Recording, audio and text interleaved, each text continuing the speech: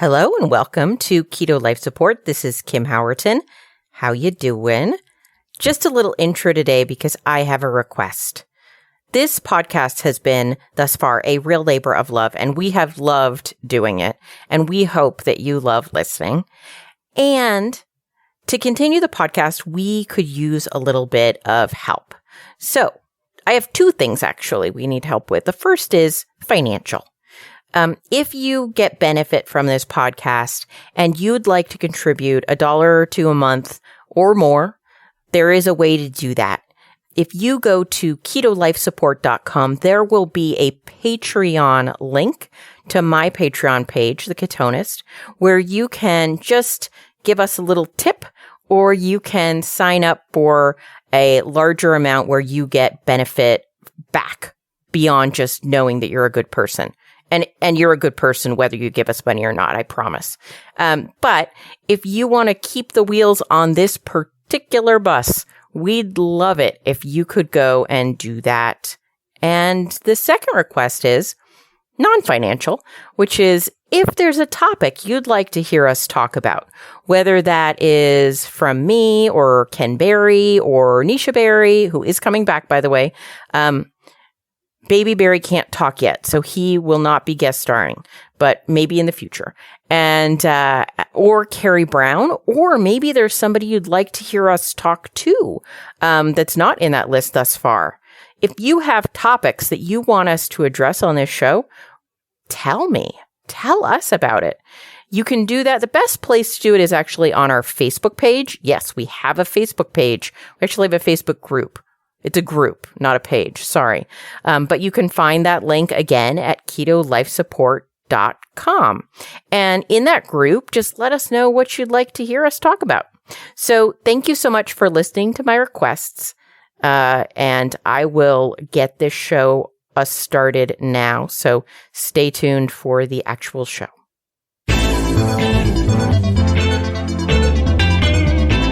Hi, welcome to Keto Life Support, where we make your keto life sustainable, fun, and low stress. I'm Kim Howerton from theketonist.com, and I'll be coming to you weekly with some of my keto besties to bring you the practical, real-world keto advice that you need. Quick disclaimer, I am not a doctor, and even if we have a doctor in the house, he or she is not your doctor, and nothing on this show should be taken as medical advice. Always check with a trusted medical professional about your personal medical concerns. Hello and welcome to Keto Life Support. This is Kim Howerton, and today I am joined by the delightful Carrie Brown. Hello, everyone. Hello. So we are recording this in mid-ish March, and currently I am in quarantine in Berkeley, California. Although not quarantine, what do we call self-isolation? What do you call it? No, I can't remember. Well, I mean, yeah, pretty much. I mean, like, let's call a spade, right? Right. Neither Carrie nor I are currently possessing of the coronavirus, but we are obeying current laws. Carrie, how's it going for you? Well, it's going really well. And in fact, if I didn't have Facebook or a news source, I literally wouldn't know that anything was happening because my life has remained unchanged because I am a hermit and I live in a forest in the middle of nowhere in rural Connecticut.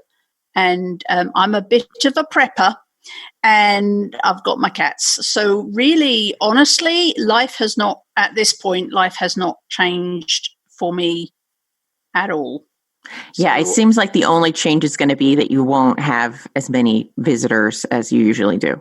Right. I had a couple of girlfriends who were coming from Seattle. They are now not coming right now. They were coming in March. They're not. I also had a little long weekend event planned with the very fine Julie Fox McClure from Foxhill Kitchens, which also had to be cancelled. So I'm not having visitors, but other than that, life remains unchanged. So, which makes me feel very grateful, but it also makes me feel, guilty, because people out there some people are suffering, and thus far I am not, just because of my hermit/prepping bent has kind of meant that I don't have to leave and do all the things that normal people have to. Well, on the other side of this, when you're forced to go to a crowded event, you can be miserable and then feel better. Penance. Right. Right. Okay. So what Carrie and I decided we wanted to talk about today is actually a topic we've had on our list of things to talk about for quite some time, but it seemed salient. It seemed appropriate right now. Pantry staples and how to make sure you're properly prepared to have what you need pretty much all the time. Because right now, a lot of people are finding the holes in their pantry items when they want to make something or they just want to make dinner. And they find they are ill prepared, and runs to the store aren't as easy right now. But in general, this is a topic that everyone should pay attention to, in that if your house is properly prepared, if you have the kinds of foods that you want to eat, life just goes a lot smoother, period. Nobody likes a, pre-dinner run to the store because you need to. Right. Yes. And I've been a prepper for a lot of years. I actually became a prepper in England and I've been here for 19 years, because I have been, just to give you some context, I've been one day away from the street. So there was a time in my life when I was right up against it. And the stress and the panic of that experience of losing everything, being one day away from the street, having to essentially live in somebody's attic because there was no other option for me, meant that when I got through that period and I got back on my feet, the being prepared became super important for me. And there's a massive sense of peace of mind. There's a lot of peace with that comes with knowing that you could survive without leaving the house, without any income, without anything for like 3 months or 6 months or 9 months or a year. There's a huge amount of peace that comes with that. And so after this experience where I lost everything and was almost homeless. I mean, I lost my home, but luckily before I went to live on the street, somebody offered me space in their attic. That experience meant that one of the first things I did when I got back on my feet was start to build up a store, not a crazy store, but I just started to build up things that would mean that situation was far less likely to happen to me again. And I'm very, very grateful. I brought that to America with me, and I'm holed up here in my little forest in Connecticut, and I also have a whole house generator. I have well water, and I have a forest and a wood burning stove. So I could literally survive for probably at least a year without leaving the house. That wouldn't be my choice, but if the worst came to the worst, I could. And I do have to say that the lack of stress, because I did that planning, I would really encourage everybody to, when this current crisis is over, to start doing that for yourself, just as a way that you live. And I'm not talking about crazy prepping and, like madness. You don't have a warehouse. I don't have a warehouse, but there's some simple things that you can do, and you can build it up slowly so that next time, because there will be a next time something goes sideways, be it you lose your job or there's another disease or something. There will come a time in the future where things get shaky again, and you won't have to stress as much next time. And as we all know, stress is often called the silent killer. Stress can play absolute havoc with everything else in your life. It can stop you sleeping. I mean, the domino effect from stress can be incredibly impactful, not just on your emotions, but actually on the way your whole body functions. Right. And separately, as an issue, just day-to-day life, trying to fly by the seat of your pants. Now, quite honestly, my personality lends itself a lot more to that reality, but I have to fight that because, as I said, like on a day-to-day basis, the quickest way I think I see people, quote unquote, fall off the wagon is when they get to make excuses like, oh, there was nothing at home for dinner, so I finished my son's macaroni and cheese. And that level of ill preparedness is not optimal. I was going to use a stronger word, but I will say, like, if you're really serious about making yourself a priority, you need to actually do that. You can't just think it, you can't just say it. You actually have to take certain steps. And one of those steps is to be prepared to take care of yourself. It's not just a thought or a meditation. It's actually action. Like you can't, if you think about a loved one, you can't just say you love them. You have to show you love them. It's the same thing with yourself. You can't just say you're taking care of yourself or putting your priority, your needs as a priority. You actually have to do it. You have to take action. And one of those actions can be to make sure that your house is properly stocked so that you can eat the way that makes you healthy. Because especially right now, having high blood sugars is probably one of the worst things you can do, short of going out and licking some random people. And so, or handrails or whatever. So, having stable blood sugars is like key to success in terms of your general health and then not getting sick with other things that you don't yet have. Right. And the other thing for me, because of my parents are a lot older than me and were brought up with rationing in England during the Second World War. And so that's kind of, I feel like I genetically got this like bargain gene.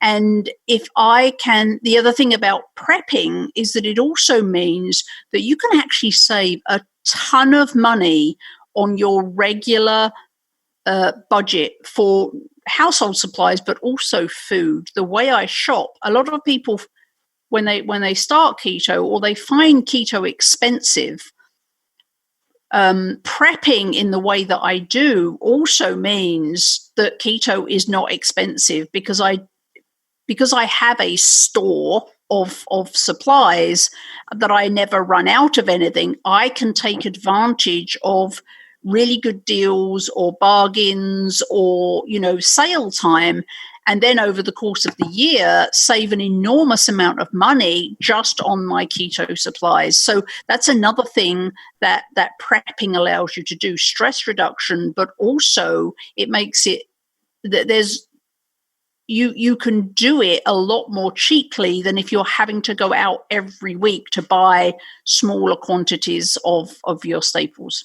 Right. Now, one thing I will say in this day and age, currently mid-March 2020, don't go out and buy ginormous supplies of things. Think about your neighbors. Think about your fellow man. Pay attention.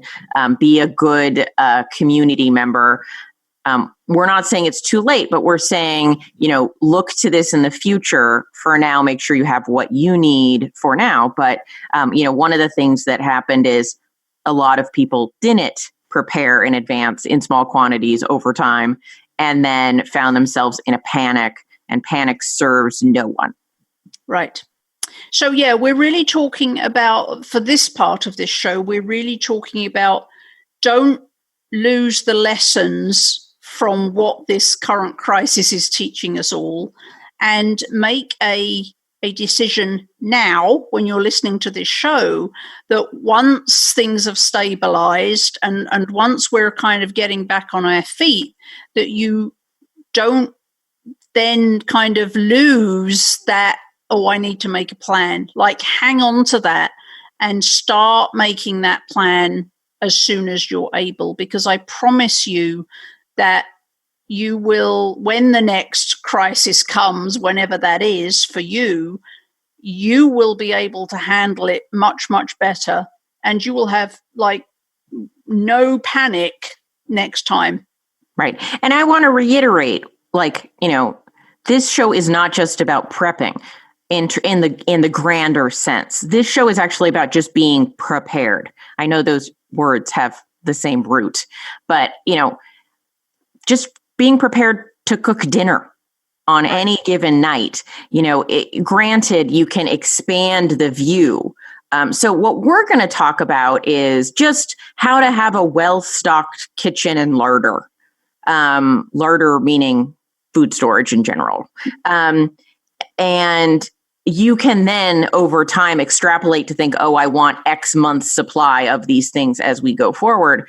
But this show specifically, we're going to kind of narrow down the focus onto what are the kinds of things we always want to make sure that we have in our home so that on any given evening, we're never in a panic about what are we going to eat.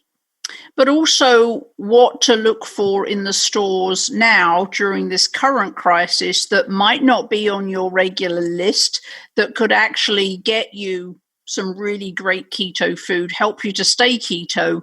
One of the good things that I've seen is that a lot of people are finding that the keto favorites are still in the stores because the things that the rest of the world is going for are the things that we typically don't eat. So, all the bread and the grain products, all the cereals, all the, the regular milk, like chicken, bananas. Like, there was no bananas when I went to the store.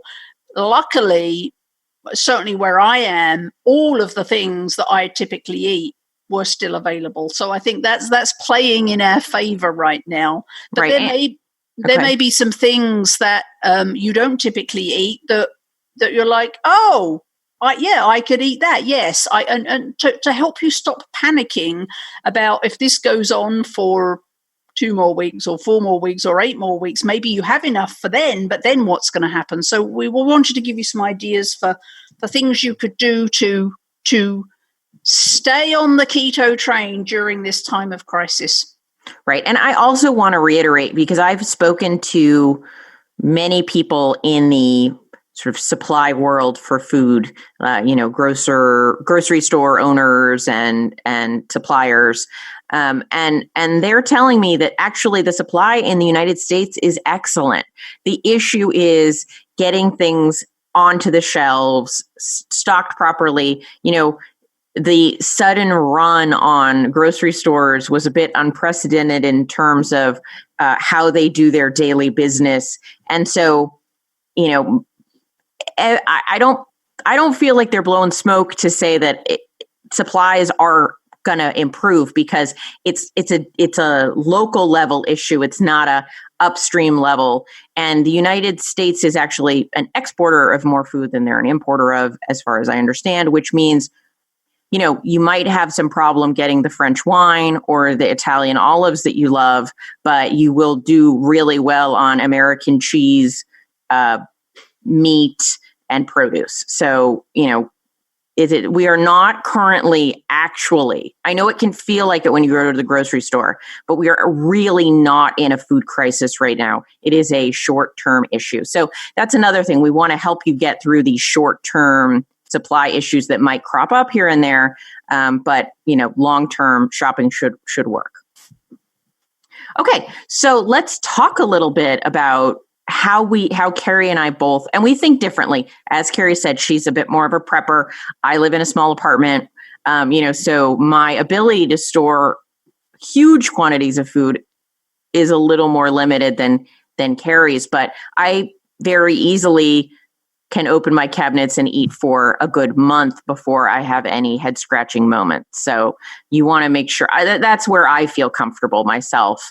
Beyond that, we'll have to see. For me, one of the other great things about keto is that we've kind of if you've been doing keto for any length of time, you've kind of unlearned the whole breakfast, lunch, dinner thing. And you've also unlearned that dinner has to be a meat but we eat kind of weird combinations of food, and we can kind of move into that phase of I'm eating food for fuel rather than eating food for taste. So you can actually, I think we're going to do better simply because it's not weird for us to just eat a plate of meat, or it's not weird for us to structure our meal times and what our actual meals look like differently to the rest of the world. So there's things that we're quite happy to go without. And as I say, we're just happy. Well, if we eat a plate of meat and cheese, then that's dinner. Whereas the rest of the world will be going, wait, what? That's not dinner. We need this. We need that. We need the other. So I think that's another real plus for being keto right now. Absolutely. So, I kind of break down the pantry area into different areas. I think of sort of dry goods. Then I think of things that probably do best refrigerated, things that have to be refrigerated, and then things that I would suggest freezing for longer term storage, and things that freeze well. Obviously, certain things like cream can absolutely be frozen depending on what you're going to do with it later. But if you're planning to use it for whipped cream, that's not going to go as well as if you're putting it in a soup. So right. There are some things that should be frozen, can be frozen. So I kind of go through the list like that. Carrie, how do you mentally organize these things? Well, again, I don't, on a normal basis, because I have a year's food in the garage, I no longer have to think about it on a kind of a weekly basis, if that makes sense. Right. So one thing I wanted to offer people is that there will be a downloadable free ebook at ketolifesupport.com with all of the information we talk about and maybe some things we forgot to mention, going through these lists. And so just so people know, you don't have to make notes, even though you're not probably driving, you're probably sitting at home. So it's a little unique on listening to this one, but all of this will be available at ketolifesupport.com that you can download. Maybe there'll even be some thrown in recipes with some of these larder items. I mean, I guess really I start with the things that I was mildly stressed about was eggs. Cream, I had no issue finding cream, but if it does become an issue, I can live without cream.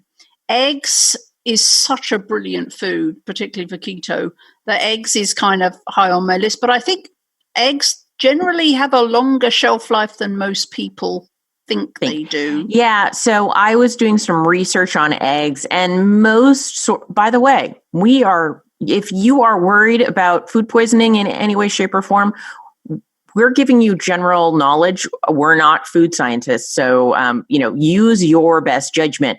But based on all the sources I could find, pretty much everyone was saying that the sell-by date on your eggs, they're probably good for at least a month after that. Right. So eggs are something that I would consider to be a fresh food that actually can last a really long time. Yogurt unopened, Greek yogurt unopened, can last a really long time. Sour cream, cottage cheese. If you most people think of those as being really perishable, but most dairy isn't. Like cheeses, if you've ever studied the best before dates on cheeses and cream cheese, sour cream, cottage cheese, all of that dairy stuff, the life on those is a lot longer than you might kind of have in your mind. So if dairy isn't a problem for you, dairy is actually a really good thing to have as a base in your fridge. And then the meats, I always... I was going to say one thing about dairy is make sure you're getting, this is true all the time, but especially now, block cheeses. The shredded cheeses, the bags of like pre-shredded cheeses, those go bad much faster. And I find anytime you handle the cheese, you actually are causing it to go get mold or go bad faster. So make sure, if you're buying cheeses, they stay wrapped, they stay cool, and buy blocks of cheese rather than shredded cheese. That'll really increase the life of the cheese. Right. So dairy is actually a really, really good option for being able to have what we would consider to be fresh produce in your fridge. When it comes to meats and fish, I'm a big fan of canned fish. If you like fish, having some canned sardines, some canned trout, oysters, whatever you like in that department, tuna, canned salmon, they can go a long, long way to making sure that you are still keto and getting some seriously nutrient-dense foods into you. Canned fish, and they, for the most part, are not expensive. So canned fish is a staple for me. I always, and there's been many a night when I was working a full-time day job in corporate America, where I'd get home at 9 o'clock and a can of pink salmon was dinner. Right. So and there's a great brand. If you can't find, obviously, you get what's available to you. But if you want to know, my favorite brand for canned fish of any kind is Wild Planet. All of their stuff is sustainably sourced, and they don't use crappy oils in their mixes. And so, if you're looking for the sort of top of the line, I would go with Wild Planet. But obviously, get what you can afford and find. Yep.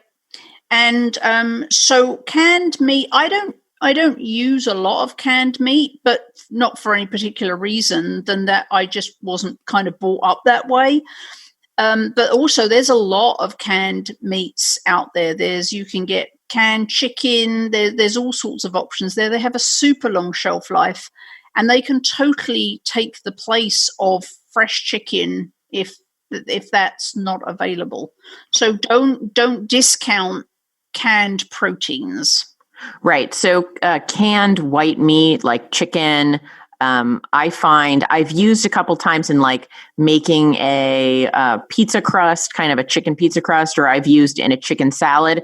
I don't find it especially enjoyable just to eat straight out of the can, but if you've got some spices with it and some sauce mixed with it, you'll probably have no idea it's not just cooked. Right.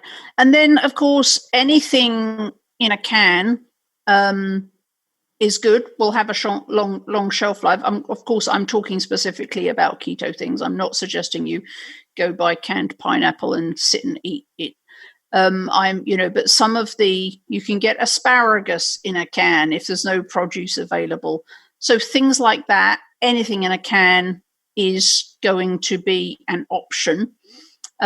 Also, your berries, you just want to make sure that if you're buying canned fruits and vegetables, you need to be sure that you're buying ones that are canned in water and not juice and don't have sugar added. Right. And so this is where I would say I tend to switch to the freezer. So I think I'm totally down with canned vegetables. Like there are canned green beans and canned asparagus, just like Carrie said, that have a certain appeal to them for me. I don't know why. I think I ate them when I was a kid. They have some appeal. They're very different than fresh, but they are just fine from a nutrition perspective. And if you need something in the cabinet, they're good to go. Most of us, even myself, I have a small freezer. I don't have a second freezer. I don't have a garage, but I can stock up on a lot of things in my freezer. And what I've got in there are a bag of frozen berries, a couple of different frozen vegetables, right? Broccoli freezes great. I've got some frozen broccoli. I've got some frozen spinach. And so you can keep, a couple of bags of frozen vegetables, maybe a bag of frozen berries. I also keep nuts in the freezer because they last longer. They won't go bad, and nuts can go bad faster than you think they will. That's what's in my freezer. And then I've got meat. Mostly I've stocked up the freezer with meat. Yep. I'm the same. My freezer is mostly stocked with meat, butter, and nuts in various forms. And butter freezes great. There's no problem. So if you find yourself a frequent butter user, you might want to put a couple of them in your freezer. Other things that can go in the freezer is cream cheese. And Carrie, have you ever found any problem with defrosted cream cheese? No. Yeah. Yogurt, yes. Yes, yogurt not good. No, don't try and freeze your yogurt. But cream cheese is good. Even like blocks of cheddar, if you've run out of room in the fridge or you've just bought a lot of cheddar in blocks because you don't want to run out, you can freeze it, but it is different. You can't slice it. You can grate it. And it crumbles. It's very crumbly once it's been frozen. But of course, it's still edible and it still has the same flavor. It just has a bit of a different texture. So just be aware of that. But you can totally do that if that's, don't let cheese go moldy. Just pop it in the freezer. Okay. But yeah, my freezer is mostly meat. Ground beef, bacon, sausages. I'm a huge fan of sausages and I love artisan sausages, and I'll go to farmers markets and buy I had wild boar sausages for dinner the other night and they were very delicious. So there's a lot of sausages in my freezer. Plus sausages tend to be at the cheaper end of the meat pricing. So that, and a lot of variety. There's like more sausages than you can shake a stick at. So I'm a big fan of sausages. So my freezer's full of those. What else did I say? Ground beef, because ground beef you can do. Ground beef always great. With. And that brings us on to another thing that I store is tomato products, like jarred pasta sauce. Canned crushed tomatoes, tomato paste, of course.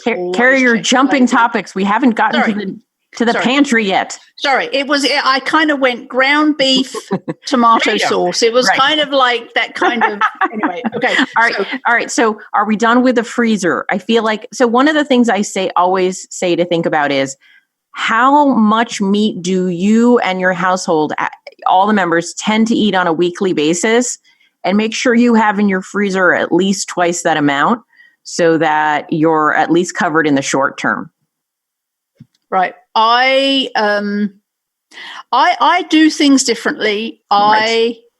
I when it's on sale, I'm buying it and I'm putting it in the freezer. So I don't work out what's in my freezer based on what I eat over a certain amount of time.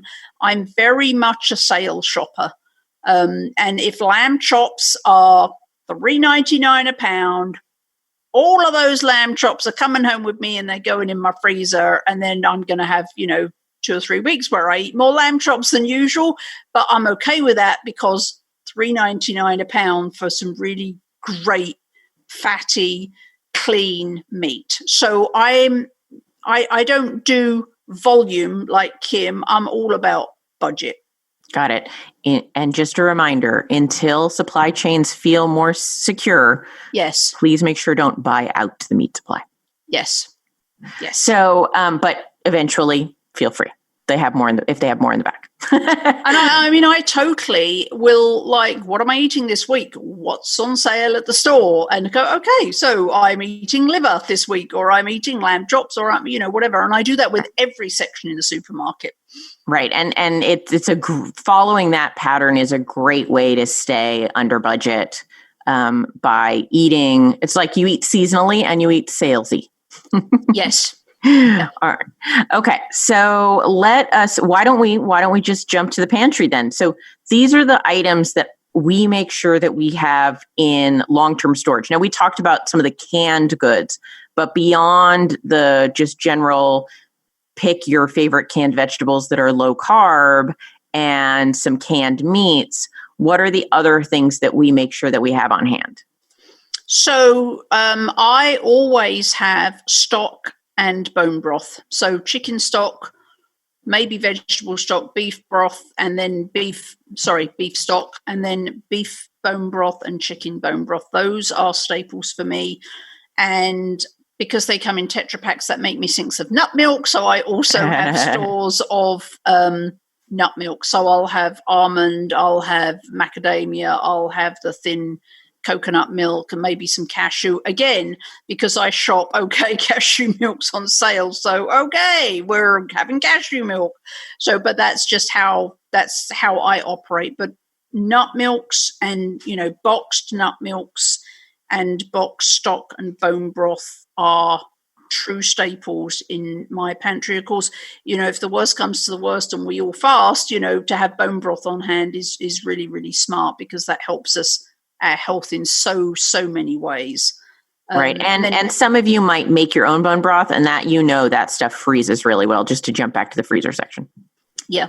And of course, talking about nut milks makes me think of thick coconut milk. So canned, whatever they call it, cream coconut or coconut milk in a can, that's a big staple.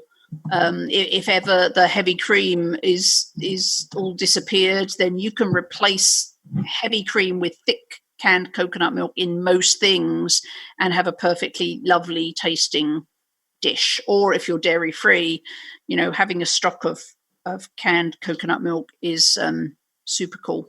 Right. One thing I would like to point out here, because it gets people in trouble, canned coconut milk or coconut cream unsweetened is what you're looking for. Do not buy creme de coco. That is a sweetened coconut milk that you use for making drinks. I've seen it happen. So make sure you check your cans and that they are unsweetened before you buy them. Other things I have are, of course, I have a supply of avocado oil and coconut oil. Again, when it's on the sale, that's when I stock up with it. So I do. You just need to make sure you keep it somewhere cool. But I do keep stock of that, and then the tomato products. Tomato paste, crushed tomatoes, jarred marinara, or whatever you use. Just always, as usual, check for the sugar. Buy the one with the no added sugar and the least sugars per gram. Right. So, yeah, exactly what Carrie said. I also make sure I have olives, because I like olives and they, are shelf stable. I also would include nut butters here. So like almond butter, if you use that. I keep pork rinds or ground pork rinds, because I use those a lot in cooking. Pork rinds are brilliant. Pork rinds are absolutely brilliant. Super high protein. You could actually have pork rinds as a meal. Right. I use both avocado and olive oil, so I have both. I also wanted to say ghee is a possibility. So we talked about butter a lot. Ghee is clarified butter, but it's, shelf stable as well. And if you're not allergic to butter, but you have a slight intolerance, then ghee can often be better tolerated, and it'll last a long time. The other things that we didn't mention yet, obviously spices, you have those and know those already, and your salt. Make sure you got lots of salt. The other things I keep are Miracle noodles. You took the out of my head. Was I've got Miracle rice down here. They have a super long shelf life. Keep them in the fridge. Brilliant staple. Brilliant. Right. Yeah, you can keep. They're shelf stable, so they'll come to you not cold. But I think fridging them extends the shelf life for sure. I keep dried mushrooms. And tamari. So tamari is wheat-free soy sauce. So some of you might know there's a bit of a debate around soy in terms of, whether or not you should eat it. I don't eat any soy except for highly fermented soy. And there's just a very different effect on your body when you ferment something than when you don't ferment it. So I'm not super concerned about, also, I'm not like drinking the soy sauce. It's a flavor addition. So right. I use tamari. Tamari as a name means generally that it's soy sauce that's been made without wheat, because you might be surprised to find that most soy sauce, wheat is used in the making. Oh, so back in the pantry / veggie department, sauerkraut. So either canned or jarred sauerkraut, which is essentially cabbage in salt water. So you're talking about fermented, reminded me about sauerkraut. That can be a great thing. I do have a bunch of sauerkraut.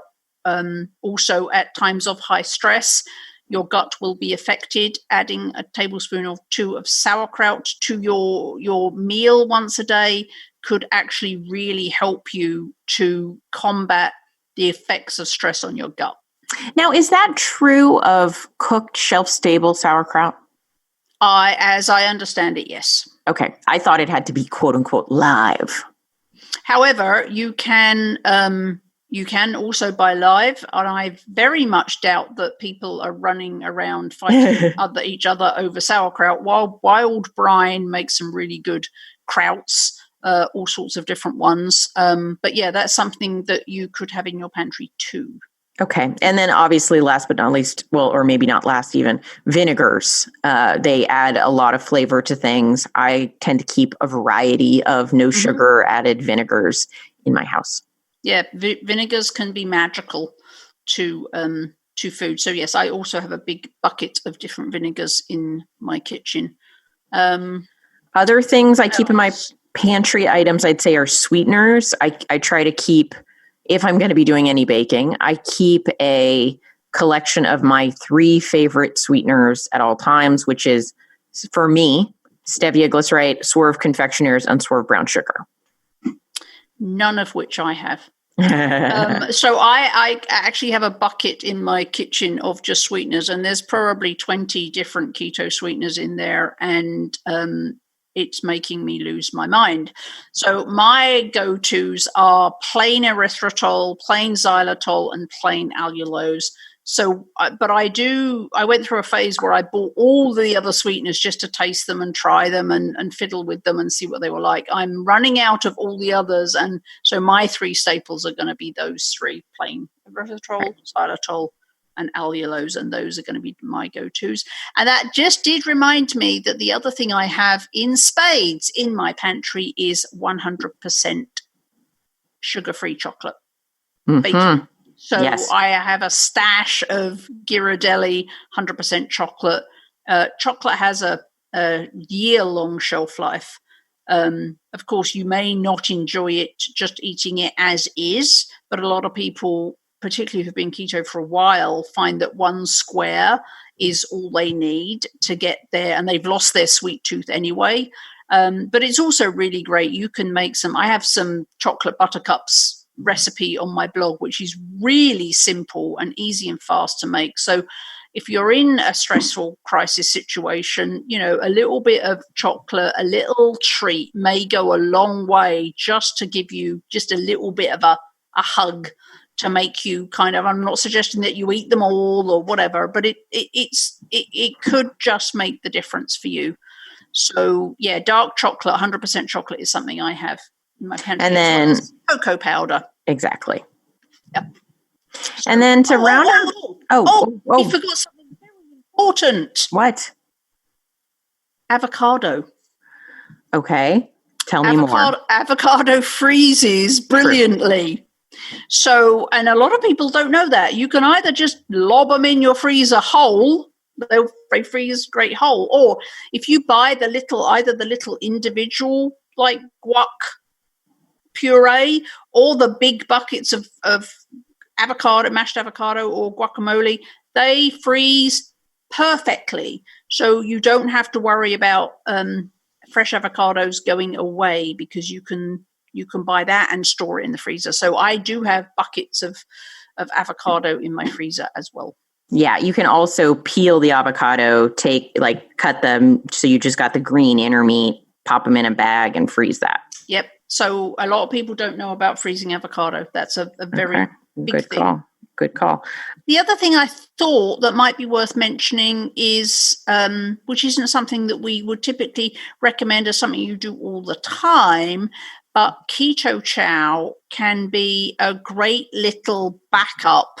If it's not something you use all the time, some people do, but it's not a bad idea to have a few bags of keto chow lurking in your cupboard, because that could really make the difference for people to be able to stay keto through a crisis. Right. Just to back up 2 steps, there were only 2 more things left on my pantry cooking list, which was nut flours, which I actually keep in the freezer, and coconut flour, which you don't want to keep in the freezer. So just in a cool, dry place. So that kind of rounds out the pantry. And then jumping back to what Carrie said, there's a list of kind of, they're not only in an emergency, but they're really good to have in an emergency kind of foods. And keto chow is at the top of the list for me. You can mix keto chow with cream, but you can also mix it with avocado oil. And actually, people, I tell you cannot taste the avocado oil. It blends in seamlessly. And since avocado is shelf stable and keto chow is shelf stable, it's a fabulous backup food. You can also blend it with melted butter. Yes. If you have a stock of that. But you could also, if the chips are really down, you can blend it with water. Right. And, then your fat macro is going to be off. But if it gets to that point, we're not going to be caring about our fat macros. We're just going to be trying to avoid carbs. So, it's in a real emergency, keto chow just mixed with water, it could save you. Right. Because one of the things you want to make sure you're getting, all of us at that point are fat adapted, right? When food gets that low. And at that point, protein's the thing you really have to be conscious of getting enough of. And if you did mix your keto chow with water, you'd be getting all the essential proteins that you needed. So that is definitely a important prepping food in my house. I actually have a section of my pantry that has keto chow in it. I don't use it that often. It's not a regular part of my diet, but it's a great option for when, even if it's just like you're sick and you can't be bothered to make a meal, it's there for you. And just for people who don't know, who aren't familiar with keto chow, somebody posted in the Keto Kitchen group on Facebook the other day, was just said like, oh, I thought they were just protein shakes. Wait, they have soup? So yes, they have, it's not just like shakes that you drink. They actually have soup. They have a taco soup. They have a chicken soup. They have, so it might be different than you think it is, and definitely worth looking into. They have a bunch of savory flavors now that really could help you through a tough time. Okay. And then I also want to talk about, since you brought up the topic, Keto Brick. So Keto Brick is they're specifically a brick of compressed food. Essentially, it's a very high fat bar that has a little bit of protein in it, but it's mostly a fat source that's shelf stable. It's primarily cocoa butter in its fat, which is actually one of the better for you fats. And so what I often do for people that aren't shake people, I would say, stock up on a supply of keto bricks. They have them in 5 different flavors, and then get a bunch of jerky, because the keto bricks are very high in fat and lower in protein. And then jerky is very high in protein and lower in fat. And so that's why a lot of people find it useful camping food, because even if there's no power, you can't use the blender, anything's going on. Not that I'm suggesting that's happening, but if you're out and about, and you need these things, then keto bricks are great, long-term shelf stable with some biltong or sugar-free jerky. I can't imagine how I forgot jerky, because for those of you who know me, I go on these crazy road trips where I do landscape photography, and I just drive around like with nobody on my own for 10 days at a time. And jerky and sardines are my predominant fuel sources. So I'm not sure how I forgot jerky. As always, and there's also salamis and all those kind of meats. You do have to read the labels. I know we say this about everything, but you really have to read the labels, because some of the jerkies are absolutely fantastic and some of them are just chemical and sugar bleep storms. So you do want to read the labels. But jerky is fantastic for all sorts of situations, including this one. Right. And just generally useful. Yes. And salami, very long shelf life, even longer if you pop it in your fridge, things like that. So cured meats are your friend. Yep. So if you're still bored after eating your way through all of that lot, then we've got nothing to help you with. Then, the last bit of things are like avocado oil mayos, like from either Primal Kitchen or Chosen Foods. Yes, you can make your own, but those mayos are shelf stable. So those are, you can have a backup in the pantry. And then your favorite mustards. I mean, from there, it's more optional items like Primal Kitchen makes a barbecue sauce. Can you survive without barbecue sauce? Absolutely. But, right. You got to pick and choose what makes you happy long term. Right. Have some faves, things that make your life feel fun. Yes. Okay. So I think that pretty much rounds out the list. Carrie and I will be posting this download of what we talked about so that you can see it in writing, make your selections, and make sure you start to stock up on those things. Obviously not a fully comprehensive list, but one that serves both Carrie and I pretty well. I guess the thing we forgot was beverages. True. So canned seltzers, sugar-free seltzers, canned water. I'm on a well, so I feel very grateful that I've got a endless stream of fresh water coming out my faucets. But coffee, of course, beans. Oh, right, coffee. Beans are a better friend because once coffee beans have been ground, then they're going to start to lose their flavor and they won't be as good. So if you're prepping then, or if you want to have a little supply on hand, buy beans and grind them yourself when you need them. You can also keep coffee beans in the freezer. We do that. Which will help you. So you could actually stock up on beans, keep them in the freezer. That'll give you your best chance at never running out of really good coffee. I wouldn't buy grounds, and then of course herbal. I drink a lot of herbal tea, so I do have a bunch of. One of my favorite herbal teas is from Trader Joe's, and it's called candy cane green tea, and they only have it for like 6 weeks right between Thanksgiving and Christmas. So I'm there and I buy enough to last me all year. So that's one of my prepper things, is that I have boxes of candy cane green tea from Trader Joe's in my garage. But of course it has a long shelf life, and when you're sad or you're in quarantine and you just don't want another glass of water, just a little thing like having a nice tasty cup of herbal tea that you enjoy can make, it can make a difference. It can make you feel less blah about whatever situation you're in.